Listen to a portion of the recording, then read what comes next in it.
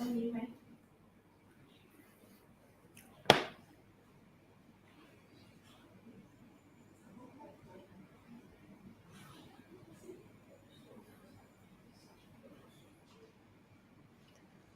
right. Hello, everyone. Welcome to today's live with Sichuan International Communication Center and Yunnan International Communication Center for South and Southeast Asia. In 2023, China will mark the 10th anniversary of the flagship Belt and Road Initiative, the billion-dollar mega project to fund roads, ports, and other important infrastructure around the world, as well as the exports and imports of commercial products and industrial materials that come along with the establishment of those infrastructure. Ahead of this anniversary, it is important to pause and reflect on the significance and trends of China's international influence on the global economy. So we're gathered here today to talk and share and have fun. Under the background of the 19th Western China International Affair and nationwide China-Western development strategy, which can be divided into three phases: laying the foundation from 2001 to 10 and accelerating development from 2011 to 2030, and modernization on all fronts from 2031 to 2050. The strategy covers 6 provinces, 5 autonomous regions, and 1 municipality directly under the central government, including Yunnan Province, the co-host of the province broadcasting organization today. So right now, we're pretty happy to join with Jerry Wang, Yunnan International Communication Center for South and Southeast Asia. Jerry, can you hear me? Yeah, I can hear you. Okay, thanks. And we got Mona, the Thailand exchange student from Sichuan University in Chengdu. Say hello in Thai, maybe. Sawadee-ka. Hello, everyone. I'm Mona. That's great. Thank you, Jerry. I'll get back to you later. Then I finish the expo thing, okay? Sure, no problem. Okay. So right now we're live broadcasting for 2 consecutive days with Chongqing and Guangxi counterparts to explore the possibilities and advantages of the infrastructure and its impact on future economy societies. So Sichuan International Communication Center is launching the global live broadcast and bilingual video column White China to focus on areas such as economic and trade cooperation, tourism and consuming industry, technological innovation, etc. Through various forms, such as global live broadcast and video reports, we will answer the world's various curiosities about China, showcasing what China is. And this will help the world understand the ancient, the modern, and future China. Okay, now we'll tune in for a 1-minute video of what White China is about. There are always questions about me. My continuous and thriving life, my splendid cultural heritage, my way of living harmoniously yet differently, my surging present and future. There are so many voices about me. In the face of unknown, curiosity and fear coexist. Was that the Chinese debt trap? In the face of the others, acceptance and hesitation coexist. It's very unfortunate for CNN. The world is already familiar with my name.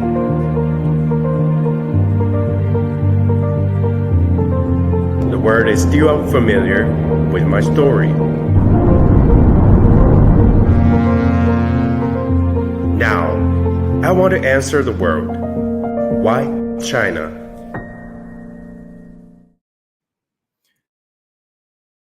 Video, okay? And from June 29th to July 3rd, the 19th Western China International Fair will be held in Chengdu, Sichuan Province. And the planned exhibition area is about maybe 200,000 square meters with Thailand as a guest country. The exhibition will set up 6 themed pavilions, including the Belt and Road International Cooperation Pavilion, under the theme of the 10 years anniversary of the bring up of the Belt and Road Initiative.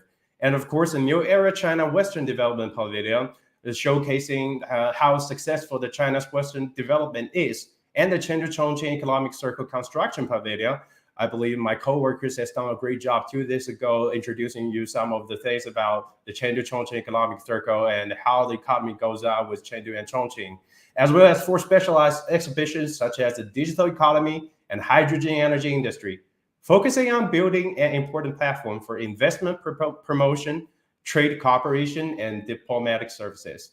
Okay, and you can see there's a beautiful lady sit behind me. This is why she was here, because the guest country of honor for 19th WISF, Thailand, will showcase the Thai pavilion under the theme Open, Connect, and Balance to reassure Thailand's commitment to improving opportunities for all businesses into the international markets as enshrined in the 2022 APEC Leaders Declaration.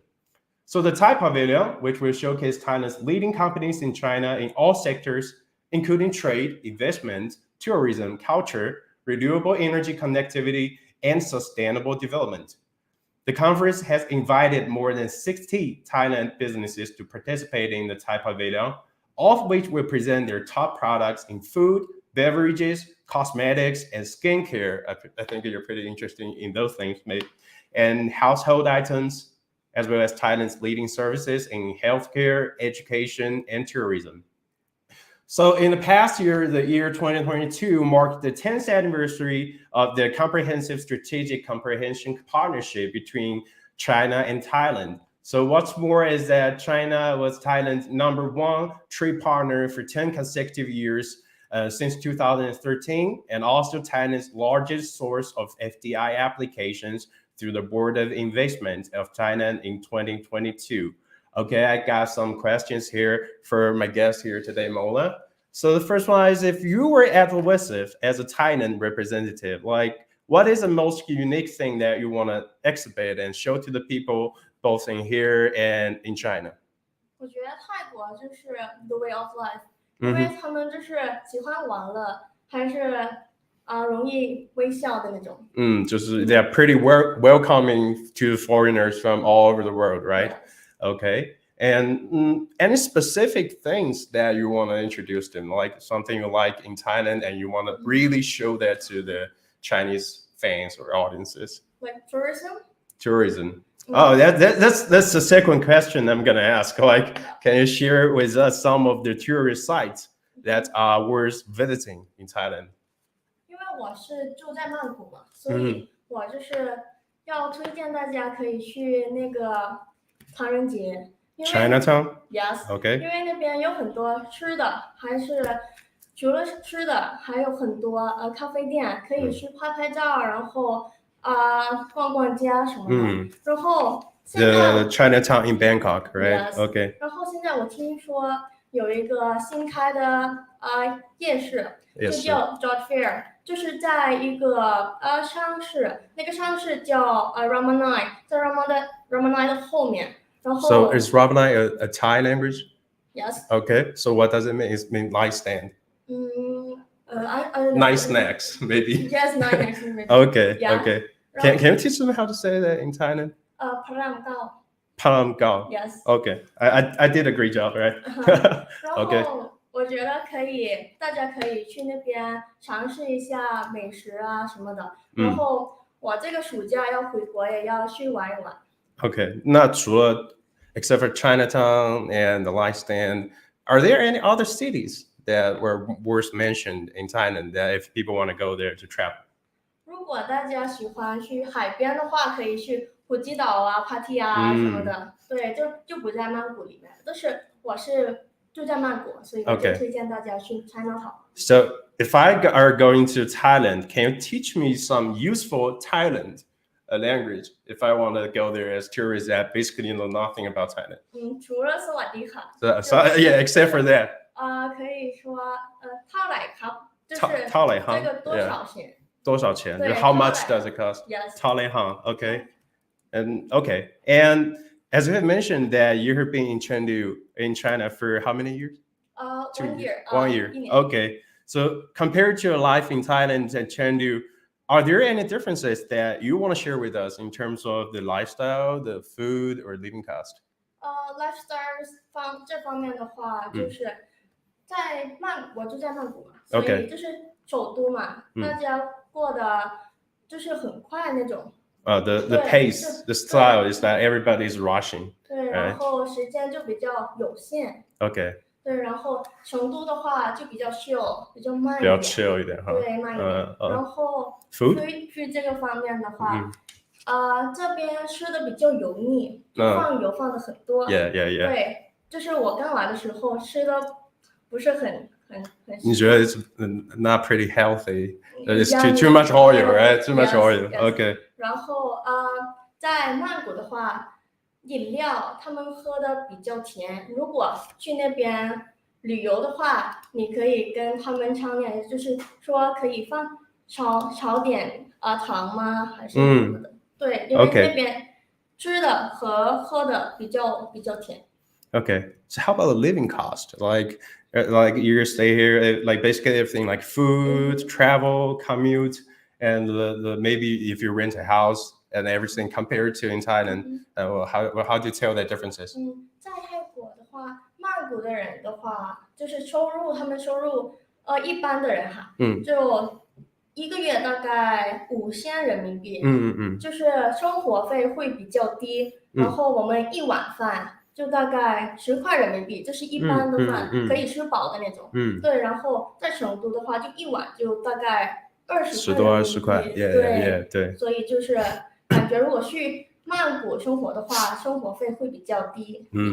所以如果我要从成都过去旅游的话，其实也是一个不错的选择，因为消费上会有一点点的差距，虽然不大，但是也有一定的差距，是吧？ Okay, thank you, Mona.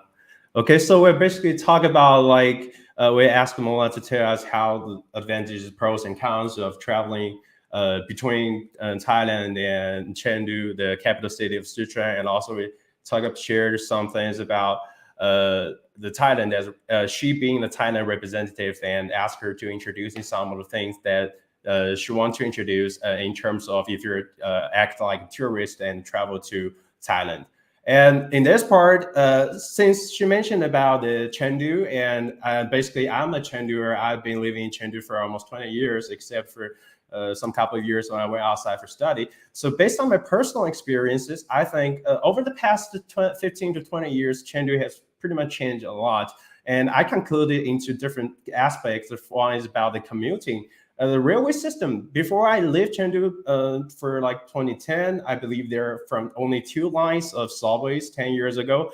And right now it has grown to 23 lines. And in 2023, with a total length of 700 kilometers. And that's a planned kilometer size in the year of 2024. And speaking of the environmental governance, as we know that the world is talking about the air pollution in China, that's a pretty important topic right now. And I believe that 10 years ago, there are some smoggy days. I'm pretty sure about that. But right now it's getting better. And I'm just delving into some data about it, like over the last 10 years. And days with good quality air has increased from 132 to 299, which means that basically 80% of all years and days are coming up with good qualities, and with a total decrease of 58% concerning PM 2.5. And technology, that's a pretty big part. And I believe my coworkers has introduced a lot about the building of the Chengdu Chongqing Technology Center. Like I mentioned before, the government aims to integrate innovation resources in the Chengdu Chongqing region to cultivate and create the Chengdu Chongqing National Technology Innovation Center. So this concludes the construction of the batch of national industrial innovation centers, engineering research centers, technology innovation centers, medical research centers, and medical centers, and other innovation platforms. You can say economy things. That's pretty boosted up. So it's kind of complicated when we talk about economy, but as you can see, when we're talking economy, we can look at it into 3 different aspects. That is consuming, exporting, and investing. And over the past 10 years, under the background of the Western development and also the Belt and Road Initiative, the central government has really put on a great efforts into developing the Western area, because Western area compared to the Eastern or the coastal areas are not less developed. So that's why over the past 10 years, we have put a lot of efforts, whether it's fund, money and human resources. And I can give you some of the data here from January to May, the province's total retail sales of consumer goods reached 1,045 billion yuan. That's approximately over 100 billion US dollars. It's a year-on-year increase of 7.8%. So the total value, speaking of exporting, the Sichuan's foreign trade import and export in the first 4 months of 2023 is 309.1 billion yuan. That's a pretty large increase. And speaking of investing, from January to May, the fixed assets investment of the whole society increased by 3.2% year on year. In terms of industries, investment and the primary industry increased by 20.8%. Year-on-year investment in the secondary industry increased by 20.9%, and which industrial investment increased by 21%, and investment in the territory industry decreased by 4.5%. So that's basically the data that I looked into. And from that, I could see that there is a rapid development in Chengdu or in a larger part of Sichuan over the past 10 years. And I want to ask my counterparts right here in Yunnan, Jerry. Yeah.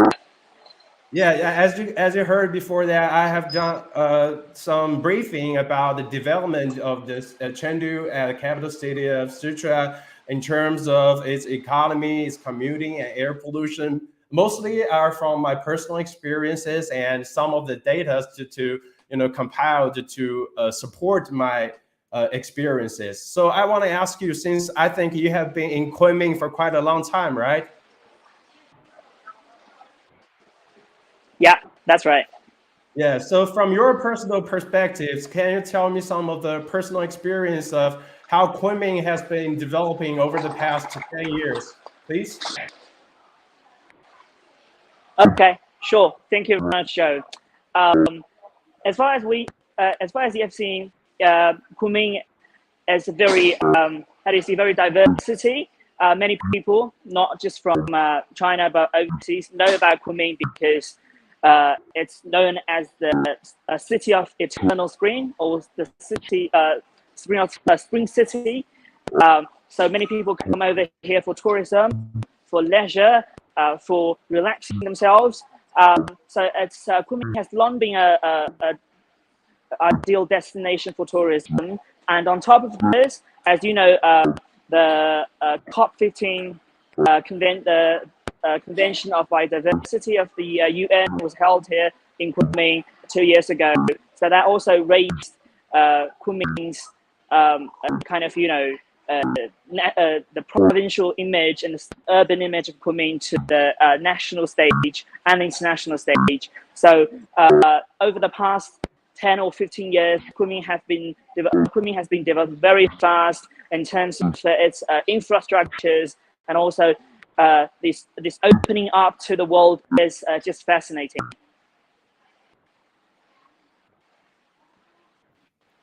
As you have mentioned that Yunnan Kunming is a city of internal green, which means that it's a really good place for tourism. And also, speaking of tourism, I want to divert the topic a little bit to the China-Laos Railway. It's basically that's opened up like in the first early parts of the 2021.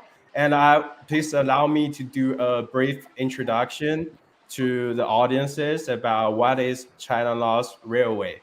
So it basically can divert it into two routes. So the one is in the border, is starting in Kunming, right? Yes, exactly. Okay, it's starting in Kunming and then went through Yuxi, Pu'er, and Mohan. And then it entered the border of Laos. And I just humbly ask Miss Mohan to just correct me on some of the pronunciations for the stations in the Laos. And it went through Bolton, Noel, Nantan, Umdonse, right? Long Prabang, Wang Van, and Vientiane. I think I get it right. So basically in the China and Yuxi Mohan Railway, we're called Yunnan Railway. It's a Chinese section of the Laos and China Railway in Yunnan Province of Southwest China. The line runs about just 500 kilometers from Yuxi in central Yunnan to Mohan. a town in Magna County on the border with Laos in the Sichuan autonomous prefecture of southern Yunnan. The Yunnan Railway is designed to provide efficient, safe, low-carbon, affordable railway transport within Yunnan Province. Early stage construction has already begun in 2015. As you can see, it's right now open in 2021. The whole project is estimated to cost $46 billion. Speaking of Bolton-Vientiane Railway, that's the one that happened in the border of Laos. The Bolton-Vientiane Railway is a lost section of the China-Laos Railway, running between the capital Vientiane and the northern part of the Bolton on the border with Yunnan Province in China. And the line was officially opened on December 3rd, 2021, and the collaboration project between Laos and China lies northern end is directly connected to the Chinese rail system at Mohan and Yunnan through the Rishi-Mohan Railway, and has provisions in the south to link with the Bangkok Long Kai high-speed railway in the Thailand, and possibly all the way to Singapore via HSR. So the railway ends at Vientiane South Cargo Station right now, and the Bolton-Vientiane Railway is an integral section of the Central Line on the Kunming-Singapore Railway and was constructed as part of the Belt and Road Initiative. So that's my part with introducing the basic stats about the Laos and China railways. And I have some pretty personal questions with Jerry. Can you help me? Can you help me with some questions? Yes, I can hear you perfectly. Yeah, okay. The first one I ask is like, how many times have you been on the China-Laos Railway? I've been there like 5-6 times. As 5-6 you times. mentioned, That's pretty a lot. yeah. Yeah. So how As many you mentioned, cities will pass by during this whole trip from Kunming to Vientiane, based on your personal experience? Sure. As you said, the China-Laos Railway was opened in the late in December, actually, December 2022. I was lucky enough to be one of the passengers on the very first train as a journalist. I took the train with one of my colleagues. We went down from Kunming to Sichuan. Because as you mentioned, the China-Laos Railway goes all the way down from Kunming, then to Yuxi, then to Pu'er, and you forgot one very important spot, which is Sichuan. So all these places are amazing places for tourism, and this very first, trip of train, which took me to Sichuan was really a once in a lifetime experience. Okay. So you have mentioned a lot of cities is gonna pass by along this China-Laos Railway. Can you tell me some more about the characteristics of the cities? Which one impressed you most? Which city? That's a very good question, actually. So, for example, when you take this China-Laos Railway from Kunming down the south, the first stop you'll get there is Yuxi. Yuxi is a city with rich history, and if you know about the history of modern China, you will probably know a person called Nie Er. He's a contemporary composer, and he's also the composer of the anthem, the national anthem of China. So Yuxi is actually his hometown. And then after Yuxi, you will get to Pu'er. I don't think I need to give a really detailed introduction about Pu'er, because everybody nowadays are crazy about teas, about coffee, and Pu'er and Yuxi. Pu'er is exactly the place for tea lovers and coffee lovers. If you love this two stuff, really, you should go down to Pu'er to have a try of the local tea, to really see how the old tea trees have been grown over the past couple of years. And then after the Pu'er, you will get to Sichuan. Sichuan is a very diverse place, not just not in terms of its culture, but also in terms of its ethnicity and its natural resources. You can literally go to the wild elephant valley to have a very close contact, very close touch with those wild animals. So as I just mentioned, this will be an once in a lifetime experience for you as well. Okay. So as you mentioned that you have been on the railway for quite a long time, and after the China-Laos Railway started cross-border passenger services early this year, how is the operation going on right now? The operation actually goes. The operation actually goes very well. The operation was actually started on the 13th of April this year, and some of my colleagues actually took this train as well. They will not stop in Sichuan Bana. They just went all the way down to Vientiane. This whole trip took them like about 10 hours. It's a bit long, but remember, we're talking about an international train journey. We're talking about something that we've never had before. So just give you a general idea about how the train travels. Like if you set out, when the train sets off from Kunming, they will get all the way down to Sichuan Bana, and you have to Sichuan Bana and then to Mohan. Mohan is the city bordering the Chinese city bordering Laos. Then you have to get off the train and also take the luggages with you, and then you have to go through the customs to finish some processes. Then you will get onto the train in Laos again. Then you will go all the way down from Borton, which is the bordering city in Laos with China. Then you can travel to Vientiane. The whole journey takes about like 10 hours. Thank you, Jerry. That's gonna take 10 hours. So if you're a tourist, are you considering taking the train all the way from Kunming to Vientiane on this 10-hour trip? Yeah. 有可能要会去，因为我听说这个 railway 也要坐在泰国是吧？ Yeah. 对，然后 She heard that it's probably going. The Thailand will open its port probably 2024. Is that right? I guess so. Yes. Yes. Okay, so would you consider like maybe in 2024 where you take train all the way from Kunming then to Bangkok maybe? 对我也很期待的，因为如果坐火车的话，可以看外面的风景什么的，就是跟坐飞机就不一样。That's pretty romantic, right? Yes. Okay.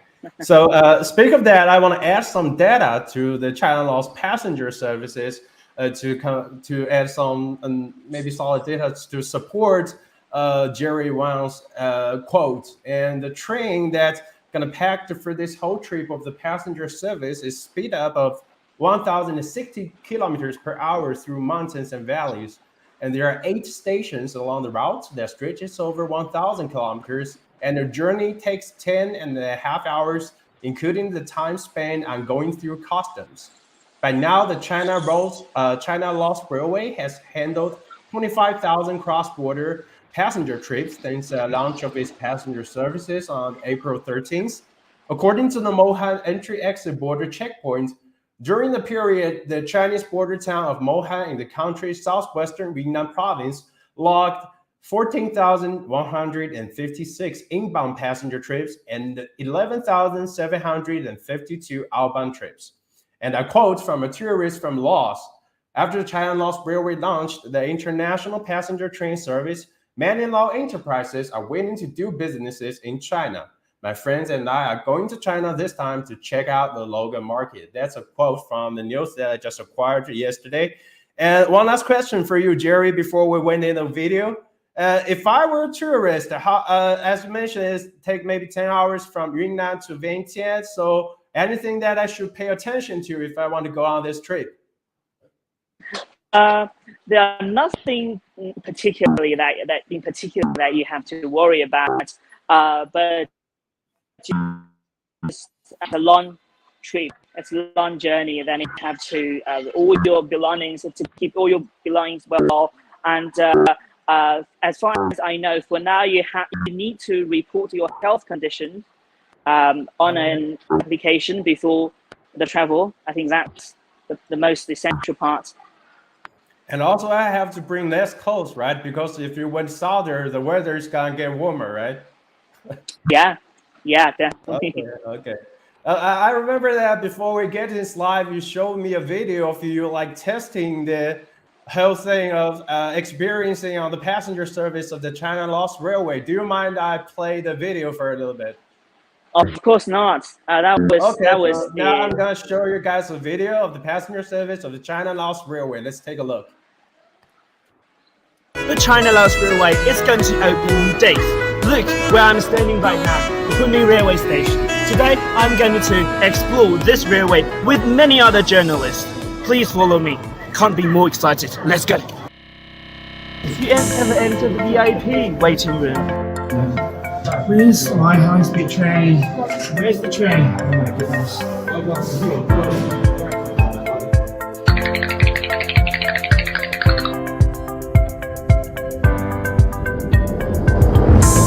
This is the train we're going to take today. By the way, we're not going to Laos today, unfortunately. We're going to Mohan, a land port of entry on China's border with Laos.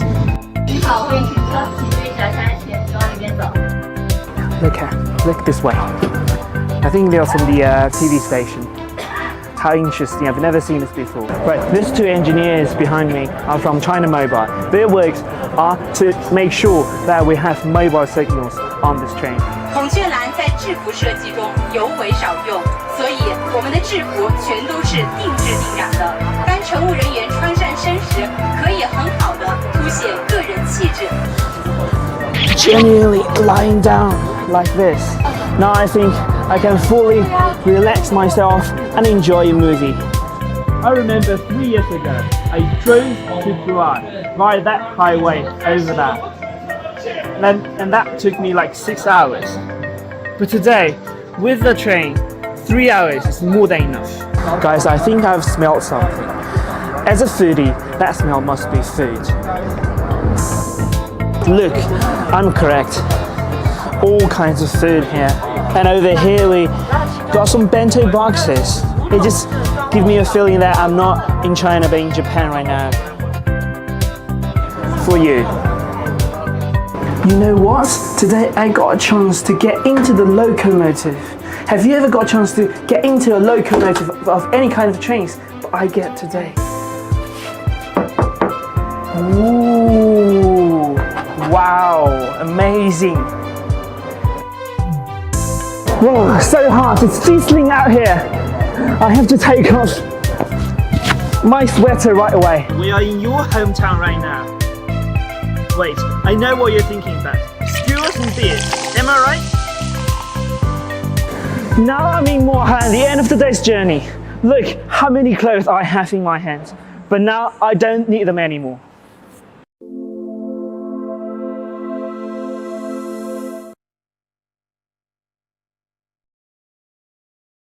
All right, so we have finished watching the video. So I want to ask, what's your first impression on that video? 我感觉那个里面还挺大的，那个我之前以为是要紧一点，就是人要紧一点。你以为是比较 tight 的那种车厢，对吧？对，就是 everybody's packed up。Yes， 感觉还挺舒服的。对，然后我刚刚看到了有很多 Thai food。Yeah， Thai food。就是如果我们泰国人去的话，可能是胃口就比较。吃的习惯一点，对，我觉得到2024年真的，如果中央铁路跟泰国真的连接之后，我相信上面肯定会有更多的泰国元素，对吧？以后也会有更多的泰国文化、泰国游客能够相互的交流，促进国家与国家之间的人文的交流。Speak of that, when I watched the video, I think the first thing that comes to my mind is it's pretty cozy. As you can see, Jerry is lying on the chair, pretty comfortable, right? And I think it's shortened the time. As mentioned, if you want to travel from Kunming to Mohan, I think that's going to take you at least like 6 hours. And right now it's shortened to half of it, which is a pretty amazing thing because you're traveling right now on the railway instead of on cars. And also my personal view, food. I think Mona has mentioned before about how delicious the food is, and it seemed to me that is pretty awesome too. And Jerry, thank you for sharing that video for us. And as I can see, you're standing right in front of the mall, right? Yeah. So can you tell us like what's the purpose of standing in front of that building and what it's all about? Sure. this is actually very interesting. Where I'm standing right now is called Yunfang. It means Yunnan Textile Company. This place used to be actually a factory of a textile, and as you can see behind, there's a loom. It's old loom. This is essential to the factory, to any. That's some history, right? Yeah, it's old one. Yeah, so it tells us actually. This machine tells its history. This factory was actually established in 1934 with quite rich history, and later this factory has been transformed. It's no more just like company of textile. Now it's like a conglomerate with many different businesses covering different areas.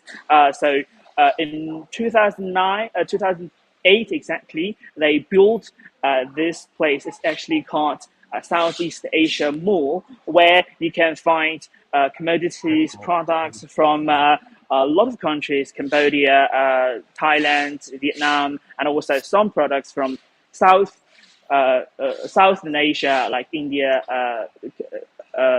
Nepal, and some other countries. So it's actually a quite exciting place. And then this place is full wholesale, and it's also for individual customers. So it's it's worth So from to your give it a try. description, I can deduct that since China and the central government right now are kind of emphasizing on the high quality development, and that's why we're transferring this like woven factory into right now import and export malls that can cater to the demand of the tourists and the citizens' needs when the consumer industry is going on. Am I right?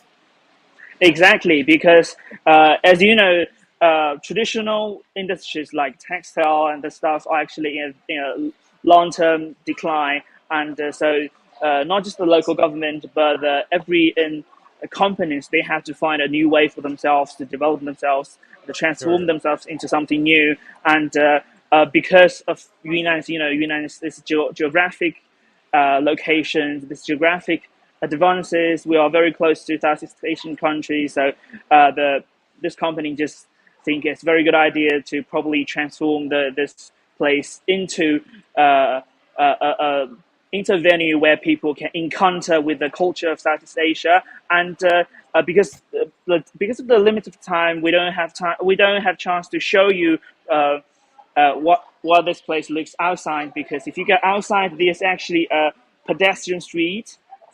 Okay. This is not just only one building; it's actually one area. It's like area for It's recreation, like a commercial area where you can shop, like exactly. purchase things from all over the Southeastern Asia. All the commercials. Yeah, it's pretty like for example the Taiguli in Chengdu. Oh, Yeah, you guys are quite familiar with that. It's like it's a complex with all different types of businesses, and there's pedestrian streets over there outside, and there's also a cinema, a theater, lots of pubs and restaurants around here. It has turned into really a paradise for if you like, for young people in Kunming. I would say that. Okay, I get it. And as there's an old Chinese saying that if you want to get rich, you build road first. Road is kind of the important pivotal thing for all the countries if they want to get rich and they want to, doing the trading businesses with. In the ancient times, people usually doing the maritime Silk Road. That's connecting all the countries from in the old times to ship, and also we're doing on the land. But right now, instead of riding on the horse and the cargoes, we're trying to build this kind of railway system networks that's going to help the Pan-Asian area to trade better and get richer. And the develop. So from your description, I can kind of conclude that the development of this whole kind of trading more, and I believe there are some other many businesses going on with the development of this railway network.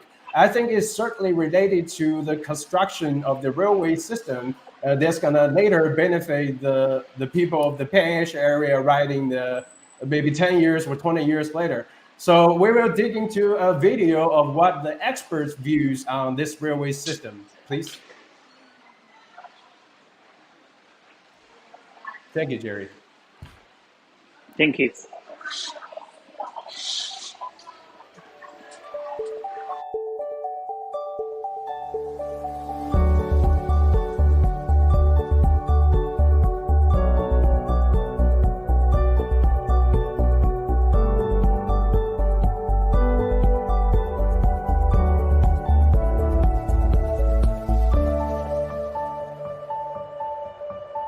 《中老铁路》呢，就是几代人的梦想成真，可以从这个3个方面吧来讲。一个呢，就是应该它是一个经济发展之路。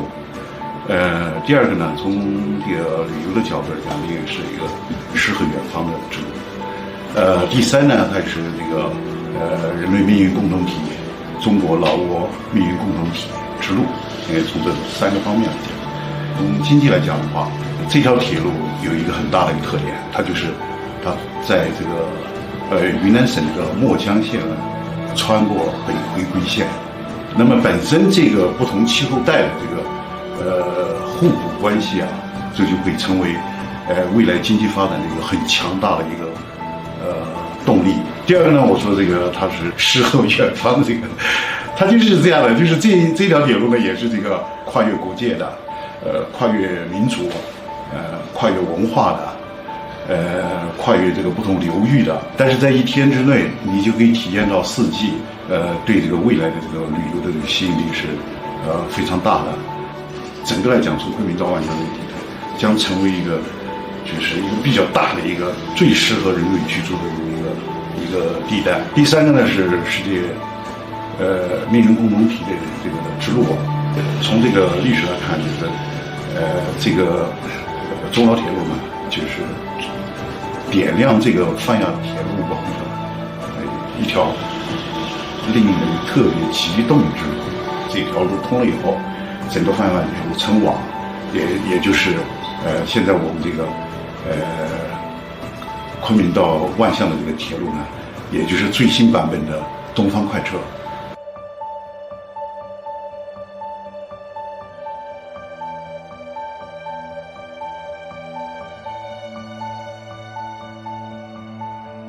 中老铁路，我们要实现中老铁路上面的运营的联通。中老铁路的运营有可能实现中国中南半岛经济走廊的国际通道网络。实际上到达老挝万象之后，连接泰国的迷轨铁路和马来西亚的迷轨铁路就基本上在运营上实现了中国中南半岛连接印度洋岛第一个具有实质意义的国际多式联运的物流通道。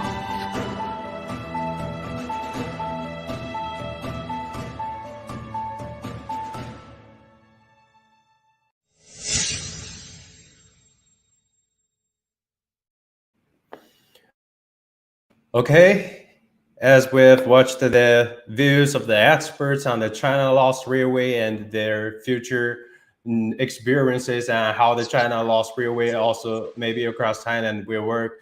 Okay, we got Jerry in the line. Hey, Jerry, can you hear me? Yes, I can. Okay, as you noticed, I got Preen in the show. She's also from Thailand. And I think you're going to introduce some of the Thailand foods or snacks and beverages that everybody is kind of interested about. So firstly, before we introduce those goods, I want to ask you some questions. It's like, what kinds of imported commercial products are on the shelves and where are they mainly from? Well, Joe, thank you. I'm already inside a shop specializing in food and ingredients from Thailand and other Southeast Asian countries. And this shop in particular is run by Thai people.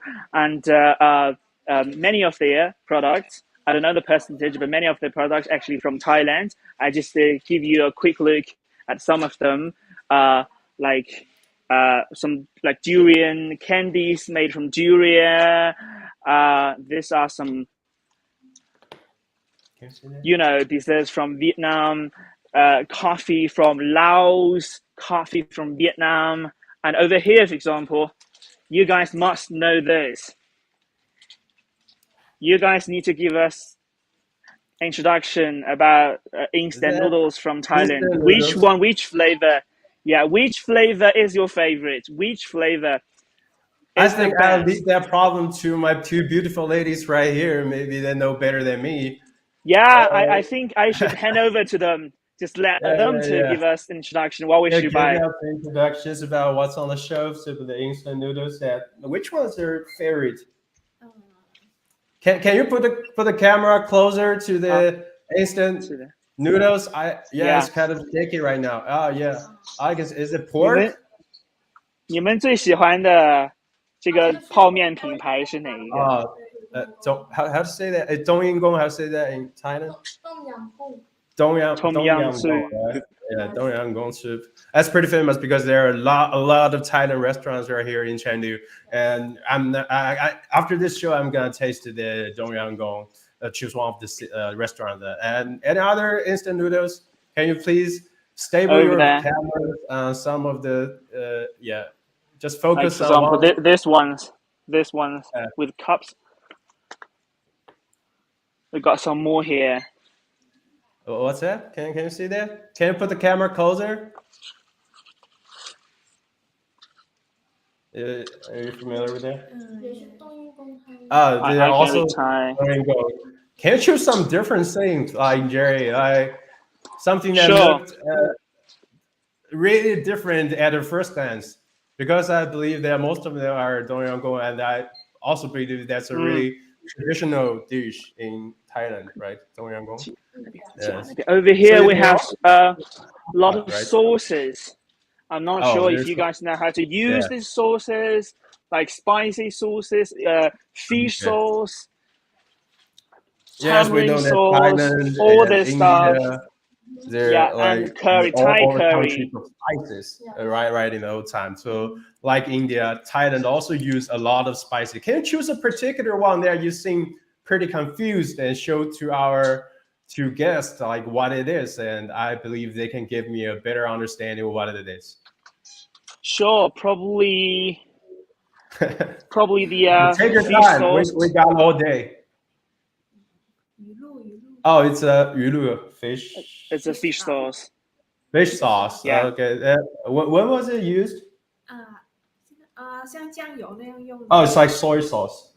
Oh, it's pretty much like soy sauce, but it's has more unami, or okay, that tastes better than a soy sauce. That's all I can say. What's that? I'm very curious how you guys use this tamarind paste. Tamarind you have paste. no idea what it is, right, Jerry? 酸角 酸角的酱。What's that for? 有点酸酸甜甜的。It's used for what? Cooking. Cooking.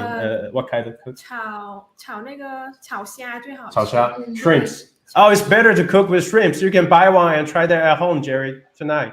Yeah, thank you for letting me know that. Yeah, just grab one more thing. I got more questions for you later. Okay. Sure. We got some some. Thing that confuses the most, like you don't even know how it's used. Probably this one. It looks like kind of like curry. Yellow curry paste. Yes, 是咖喱鸡。Got it. Oh, it's curry for, and I believe that they have coconut. Coconut chicken is one of the best traditional soup in Thailand. Yes. Coconut chicken. Oh yeah, they used to boil the chicken with the coconut water, right? 一般都会用 coconut. So can I mix like coconut with curry? Yes. Oh, I mix these two things and with rice. 有很多不同的 curry. Oh, there are more ingredients. What's that? Can you mixed spices. Mixed spices. I think they are mixed spices. Probably this way. The leaves. Oh, somehow. Right. 我们是用来做那个 香茅鸡 冬阴功。冬阴功. Oh, it's also for 冬阴功. Yeah. Yeah. It's also the spices It's for that Douyin-gong. spicy. You can see that Douyin-gong is that's why it's traditional and famous. It contains many spices. Yeah. Okay. So Jerry, can we stop right there? I just want to ask you a few more questions. Okay. Sure. Okay. So I think it's weekdays that I don't see many people here on the streets, but I believe that there will be more in the weekends. So how do people often come here for shopping? Like, are there any differences between weekdays and weekends? I guess so because now is the weekday. It's the in the afternoon. Probably there are not many consumers coming over, but at night and particularly in the evening and in the weekends, there are more people coming over here. Just as I mentioned, this place is a complex. It's a commercial complex. Like just people just come and go. So there are surely more people in the weekends and I want to mention that if you live in Kunming, if you want to make authentic Thai food, and you will definitely think about this place and come over. Okay. This So is as a just the right reporter place. okay, thank you. As a reporter based in the mall, and can you tell that the mall's reaction to the imported goods, like how's the sales volume in the mall? Like, do you got some data going on over there? I'm sorry? Do you have some data on the sales volume in the mall? You mean here? Yeah.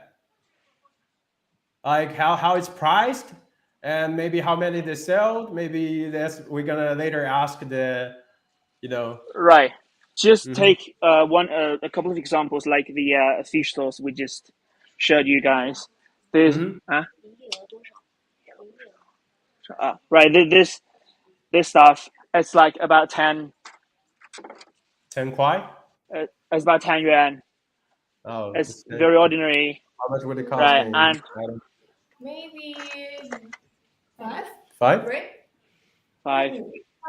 5块人民币的话， Okay. So we have to plus the imported tax and everything, but Yeah. it's still reasonable to me if I want to buy import goods for like maybe double the price of its original price. Okay. And over so here we have like, and over Okay, here Jerry? we have like beers and other stuff. Oh, beers. You guys like beers? University girls all enjoy beers, believe me. Chan. From Thailand. Oh yeah, that's a pretty. And also they Chan. have bubbling water from Bubble water, yeah. Bubble water, everything. Yeah, that's pretty famous brand in China. Okay, Jerry. The time is limited, and I want to yield my time to you to conduct an interview with the store owner about the current data, everything in the trade things. You're at the trading mall, which is one of the most important joint for both the goods from China and from Pan-Asian area. So could you please do the interview with the store owner for us, please? Sure, no problem. Let's go this way. Perfect. 现在做采访在哪？在那个你好，你好啊，你好，您是这家店的负责人是吧？现在目前的话，因为我们那个老板他们去出差了，还有领导的话，暂时我负责。你能因为我们之前也过来过这次，我们知道这家店其实在昆明也挺有名的，就很多人想到这个泰国商品啊什么都会来您这。想问一下这家店开了多少年了？是2007年就开始的这边啊。之前的话是在大商会，然后是近几年的话搬到这边银坊这边来的。搬到这边的话，因为离市中心比较近嘛，然后这边的话也是东南亚产品，大家都熟知这边是最主要是东南亚商品的经销，所以比较方便，然后人们也了解这一块，所以就比较方便，我觉得还是比较便利。相对来说。那能大概给我们介绍一下这边特色的商品，比如说卖的最好的商品是什么吗？可以。您看这边的话，我们最主要经营的有零食，然后还有调料。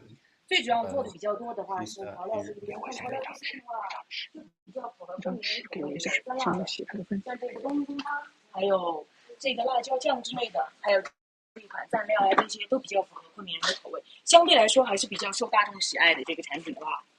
因为昆明人本地他都很喜欢酸辣的这个口啊，像这些，还有卖的好的像这个调料，小朋友就比较喜欢这个甜辣酱。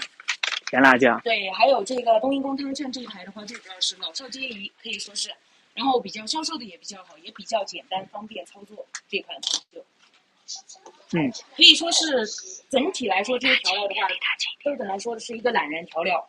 懒人调料，对，因为很方便，我跟你讲，几乎差不多都算是半成品的这个样子了。我跟你讲。就这边这个各种各样的商品的确是比较多哈。那咱们这个店现在总共是有多大的？有100多平方。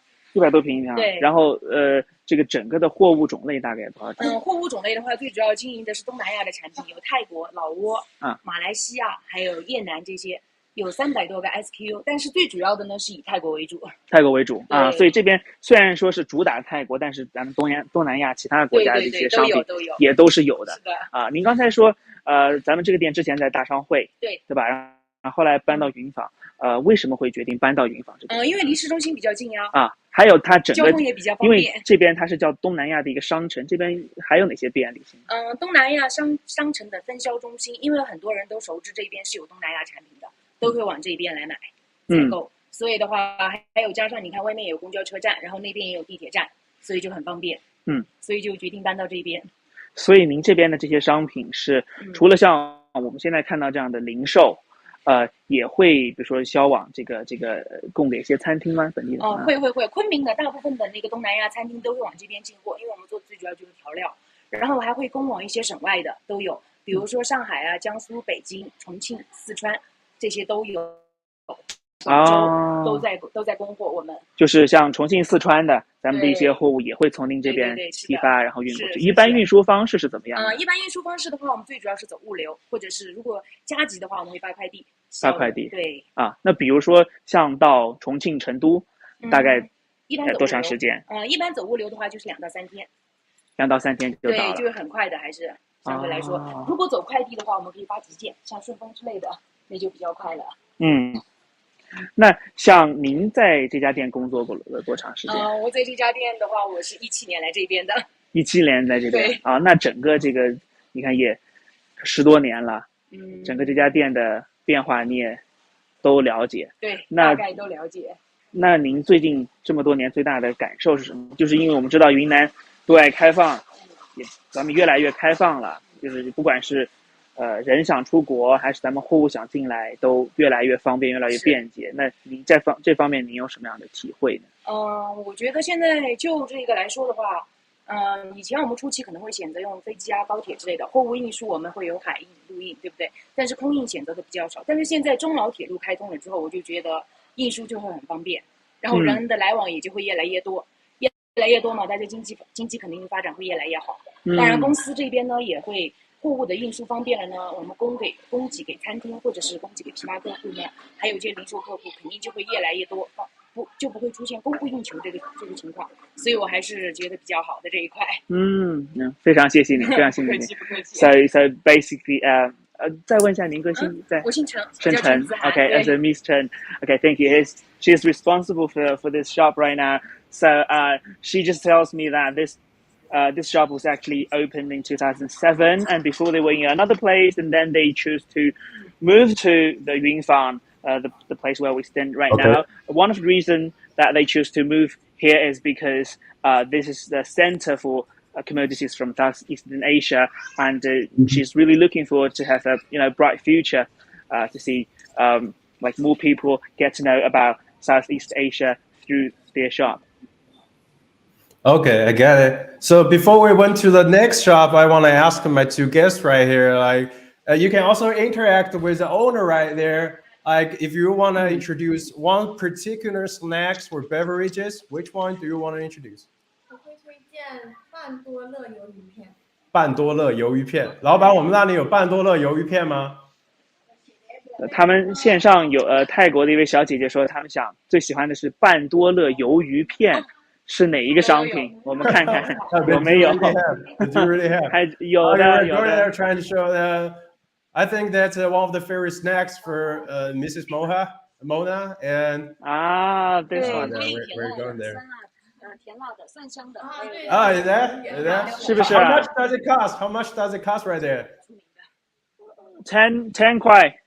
10 kuai? 10块 Is it Yeah. expensive? a little bit A little bit. She said a little little bit. bit. Maybe we're gonna work more on the taxes stuff. How about you? 我的话会推荐 Daikon Daikon 果汁儿果汁儿，有个叫 Daikon 的果汁儿吗？ Daikon 的果汁是吧？是泰国皇家的果汁。泰国皇家果汁 Why do you 啊， prefer 看 that 看 one? 了解一下。It's she said that the fruit juice is pretty authentic and tastes 对，现在目 really 前 much 有 better. 有小的，还有大瓶 Is 的， that 大 one? 瓶的在下面，大瓶的一 Oh, 升 it 的。 is. 对，这个 Yeah, she got it. It is the right one. 就是减肥人 Oh, if you want to go on a diet, if you want to lose weight, oh, I'd better choose that one. 还有 Yeah, 上 I 面 would choose 对 that one. 番 It's 石榴、 pretty 荔 much 枝 healthy.、芒果、草莓。 There are 5 different flavors, and the small one is 7 Okay. for each, and the big one is 28. Oh, small one 7 yuan. That sounds quite okay, right? Yeah. Okay, Jerry. Thanks, the owner of the store, and I think it's time for us to head into the next one. And before you go in there, I may show my audiences some data over there, since you have already noticed me that you're going to a store with commercials from Nepal and India, right? Yes.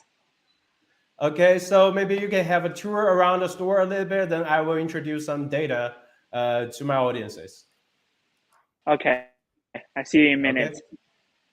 Okay. So right now, as you can see that in April 2023, when we were talking about the Nepal 谢谢 and 你， India 这部分就结 between 束。 China 好， trading states, China exported $155 million and imported $3.24 million from the country Nepal, resulting in a positive trade balance of $152 million. So the export of China have increased from 124 million US dollars to 155. So meanwhile, import increased from 1.61 to 3.24 over the past year. In April 2023, the total export of China to Nepal were mostly telephones, apples, and pears, synthetic woven fabric, knitted or cropped fabrics, and vaccines. The top imports from China from Nepal were belts and other metal ornaments, knotted carpets, blankets, scarves, and mattresses. And in April 2023, China exported 9.8 billion US dollars and imported 1.82 billion US dollars from India, resulting in a positive trade balance of 7.98 billion US dollars. So the export of China have increased from 9.1 billion to 9.8 billion. While imports increased from 1.3 billion to 1.8 billion. As you can see, everything's starting to increasing over the past 10 years since the initiative, the Belt and Road, and it seems like everybody is getting around building the infrastructure, invest in ports, roads, and all of that is contribute to nowadays the surging amounts of trading volume with China and the other Pan-Asia area countries like Nepal and India. Speaking of India, as we know that the top exports to India were mostly semiconductors, computers, telephones. As we all see that China is one of the countries with the whole industry chain. And in April, the number of China from India imports of China from India were diamonds, pure cotton, crustaceans, granite, and refined copper. Okay, seems like Jerry, you have been already been there for the next stop, and where are they mostly sitting? I cannot tell from the screen right now. Can you show us a little bit about this store? Yeah, sure. Let's start from the entrance here. As you can see, this place is it has a very exotic deco. As we walk in with all this, this is actually, as far as I know, it's a shop specializing Are they all fabric and clothes? in commodities. I'm sorry? Are they fabrics and clothes? They are fabrics, clothes. They are, artifacts, scarf. And I'll tell you one thing you wouldn't see, because when I walk into this shop, I can smell a very strong, the smell of incense. Just like incense. if you have ever been to India, if you've ever been to Sri Lanka, you would know that. And over here, let's talk to this lady. 你好啊，请问您给我们做一个自我介绍可以吗？我姓古，大家都叫我古姐姐。古姐姐啊，好啊，您就是我们之前在云纺这个里面转就看了很多泰国的这些商品，但是像咱们这家店我看到主要的是印度和尼泊尔的商品，对吧？这个还蛮这个特别的，您能给我们介绍一下这个里面都有哪些的商品？我们印度、尼泊尔的商品呢，主要也是一个工艺品、香品、服装这3大块的家具是这样子。还有家具，还有那小件的家具，大件的家具嘛，屋子比较不够大嘛，可能有些也没有，就是小家具都有。那您这家店是哪年开的？我10年就开始开这个店了。从一开始就一直在云纺里面吗？就一直也一直在这个位置，就是一直在这个位置。对对。当时为什么选择把店开在云纺？云纺的这个Sure. Since as I mentioned that they're doing this kind of new consumerism, which is they're doing both online and offline sales. So can you ask her like, are they doing this kind of new model? Okay, I will ask. 想问一下，像您销售的这些商品，现在是在线下销售，你也会走线上吗？都有线上您是在哪销售？线上呢，我们一般就是在微信上面销售。微信微信上面销售。会有支付宝不会有用到淘宝这些平台？淘宝呢，我们基本上不做，但是有我们的分销商，他会拿去淘宝线上做。那我们也精力也有限嘛，也就只管好电商这条发货这一块。您在昆明就现在目前只有这家店是吗？在昆明现在只有这家店，我们其他地州上面呢也都有我们的分店。地州上昆明的其他的县市也有都有分店，然后除了零售以外也做分销。对。那您最初为什么会想到做这个南亚的这些相关的工艺品呢？也可能是一种缘分，我们一眼看中这些，就可能就有一种亲近感，就爱上了这个，就所以也就做上了这一行，要慢慢的就更爱上了。Could you please ask the store owner to show us some of the clothes? I think they're really beautiful. Sure. 您能给我们介绍几个 ？You can talk and walk, okay? 好，我们走着看一下吧。您能给我们介绍几个最有特色的？您觉得最应该向更多的人来介绍和解释的一些商品比如像这幅画呢，也就是来自印度的一个手工用红丝线一针一线绣出来的。我们呢就通常称它为宝石画，也是印度比较传统的经典的一个工艺。宝石画，印度的宝石画，它全部都是一针一线，红丝线一针一线， It's all in jewels. 红石做出来。像比如像这些灯呢，我们是来自土耳其的。灯这是土耳其的铜器一样都是来自印度。铜器印度。How much does it sell? I'm pretty wondering. It's gonna be pretty expensive, right? Okay, seems like we're having a short connection problems. Okay, so we'll wait a little bit. So I want to ask my beautiful ladies right here, like, how were you view about those beautiful clothes or fabrics? And are there any particular same stuff in Thailand as well? 不一定对，不一定。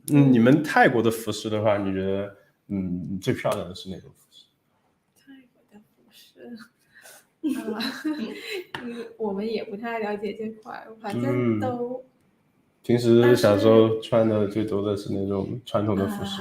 我们的话，平时是不会穿的，除非是你会就是这样普通。除非在有很多重要的场合的时候，你们才会。是的。穿这些东西是吧？那我像比如说刚才他也谈到像尼泊尔，印度他们也是香料大国，那 Thailand 也是香料大国，对吧？有很多 spices, different spices 菜。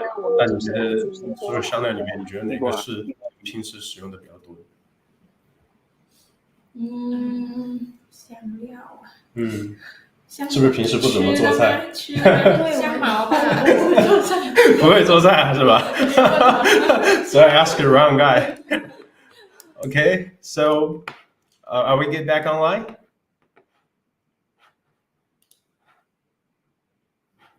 Oh, seems like they're getting back. They're online.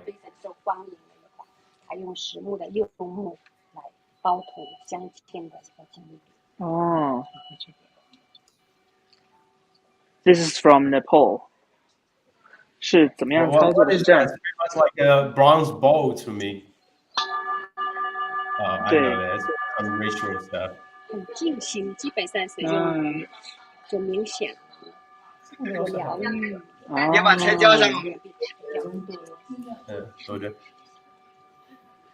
This sound is just amazing. It gives you a feeling that you want to do meditation. It's actually used in the process of meditation. All right, I got one more question for you, Jerry, before we wrap this whole live up. Sure. Go okay, ahead, so please. as we know that China and other countries are doing this RCEP trading deals with all the Pan-Asian countries, and we have known that it has been effective for quite a long time. So from your personal perspective view, and are there any positive outcomes deriving from the signing of the deal with those Eastern Asian countries? That's a very good question. RCEP is actually a very, very important deal. We've been talking about it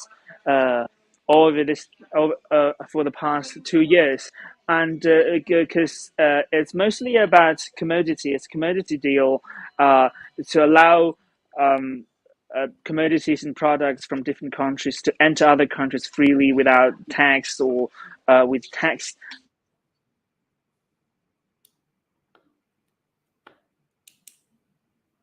All right, seems like we're also having a jam of the signals right here. I think I'll get back to him later. So maybe I would just wrap these things up before he get back. Okay, so during this like how many? 1 and 30 minutes of live, we're thinking lots of things. The highly development of the China-Laos Railway, and I'm pretty sure maybe it's going to reach Thailand in the late 2024. And I hope I can take that train to your country for tourism. Okay, and as you can see, it's high efficient, prosperous, and of course, it's going to shorten your time if you want to be in the whole tourism industry. And also, we can see the development of the attached businesses due to the development of the international railway network. As you can see that Jerry Wang is at the business boss during the live introducing all the things from Pan-Asian countries. They're pretty delicious, I would say that. I can't wait just to go to Yunnan to buy those things, or I can also purchase them online right now, since in China the delivery is kind of pretty quick, right? It's going to take you less than 3 days to get whatever you want. And also we see loads of stuff and commercials in the mall. And also we have seen like the Chinese cities. We also talked about with Jerry Wang about the rapid changes of the cities over the past 10 years. Especially he let me know more about what's happening right now in Kunming. And I think that's pretty inspiring. And also we get a chance to learn more about the foreign cultures, and especially from Mona and from Korean. And I pretty much thank you guys for joining here. And let's wait and see. Our friend Jerry will get online to maybe catch up to say a goodbye to us. Okay? All right. I don't seem to get any signals right here. Or okay, let's time to you guys about if the Thailand trains is gonna connect it in 2024, and you have a travel plan. So what would be your travel plan? So you want to travel starting from Thailand to Laos to Vietnam, maybe? 可能是要从泰国上嘛，然后就去老挝，先去老挝那边玩，然后玩几天，也可以从老挝那边，然后就上来去云南那边过来，就是可以，就是一条对北上的线，对吧？是的。那如果在中国的话，你最想去哪些地方？自己去的吗？如果你自己想去的地方的话，你有什么地方你没有去过？没有去过，北京还没去过。北京没去过，上海也没有去过，但是上海去隔离过。去隔离过。你呢？我的话，其实我都想去，如果是中国的话。我记得是才来1个多月，对吧？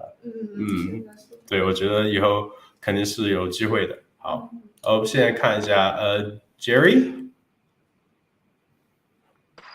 Yes, I can hear you.